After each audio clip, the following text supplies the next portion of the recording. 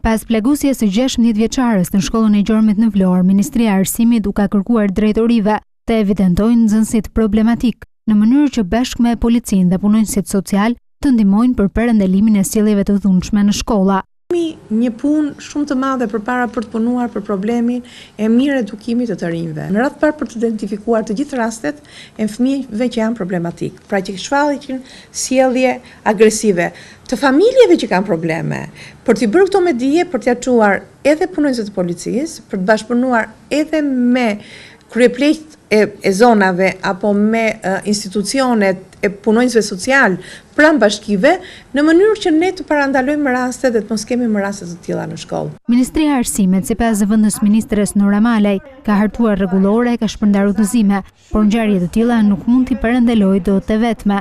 Duhet të ndihmojnë familjet dhe familjarët. Është e pafalshme që prindi të di që mban një armë në shtëpi dhe që fëmia në moshën adoleshente mund ta marrë ta përdori, kjo është një absurd shumë i madh. Neve vetëm nuk e bëjmë dot. Ndërkohë, pas plagosjes së 16 vjeçares në shkollën e Gjormit, Ministria ka pushuar nga puna drejtuesen e shkollës dhe 2 mësuese.